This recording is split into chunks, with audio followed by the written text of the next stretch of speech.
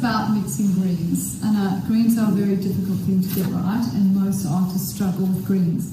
But I've added in here, I've added in a yellow ochre, and of course you could use raw sienna or any of those yellowy kind of colors. So I'll start off by mixing my lemon yellow. It's got itself a little bit dirty. I'm going to mix my lemon yellow with a little bit of indigo. Okay. So, look at that beautiful, strong, dark green from lemon yellow and indigo. So indigo is your blue-black.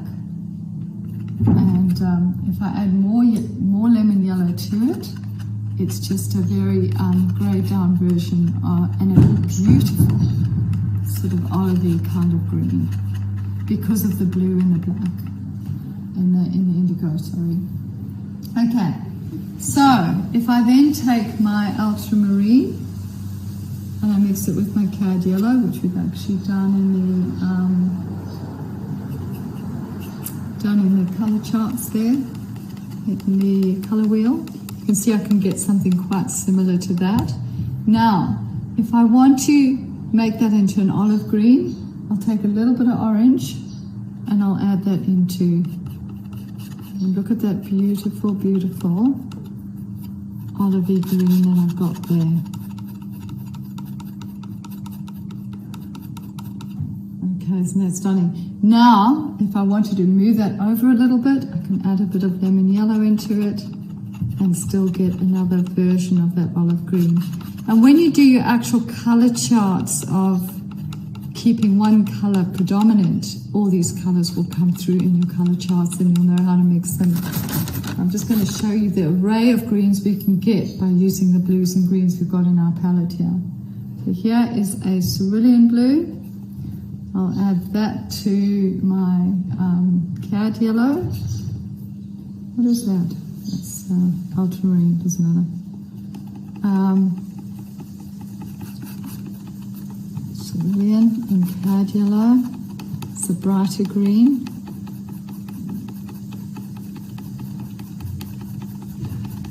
Just mixing it properly.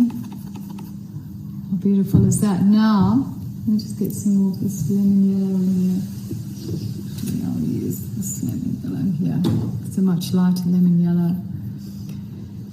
So that is a cad yellow hue. It's a Winsor Newton colour. And I'll just use that as well to add into, let's say, this colour here. I had a bit of that other colour. Look at that. Isn't that beautiful? Okay, so let's take your cerulean now and add this colour. That's your cad yellow hue. Very blue-green.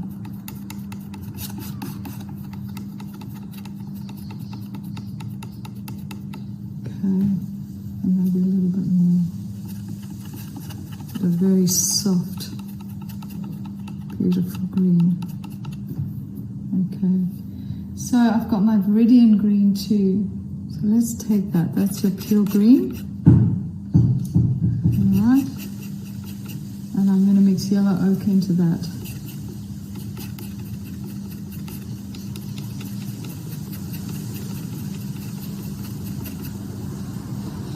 Yellow ochre has a bit of blue and red in it, so it gives you that beautiful olivey kind of green. But it's actually a much cleaner olive than that. That's more of an orangey, browny colour.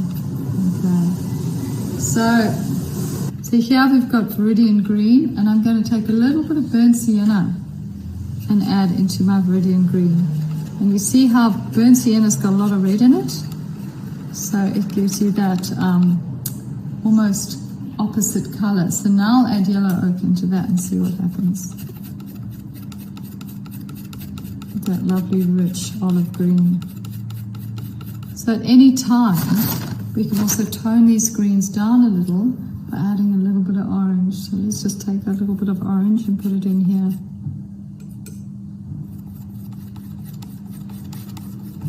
We're going to move that green onto a warmer sort of green. You can do it like that.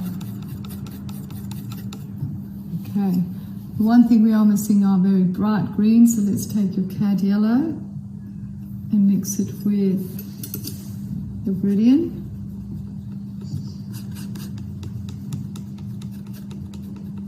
Very strong, beautiful green. And we can mix that even more with some more yellow.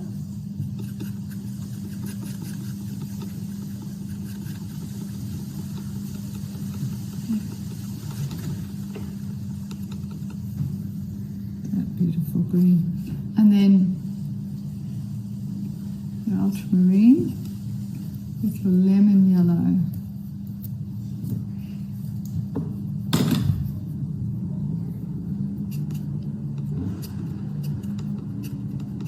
Very blue-grey green. God, isn't that stunning?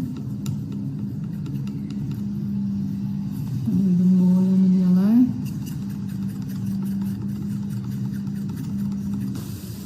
Okay, so I'm adding a bit of phthalo blue to my palette. I haven't got it in my colour charts because it's a very strong colour and can actually make things go very awry. I give my students a phthalo blue license after a while, but sometimes it gets taken away from them.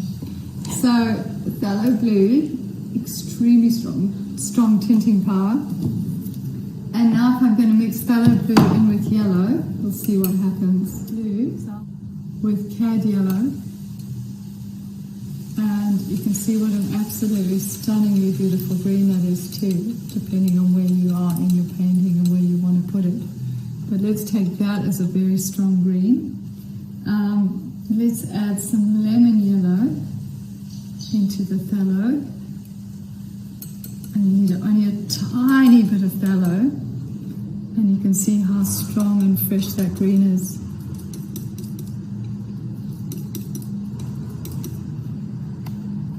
Sure.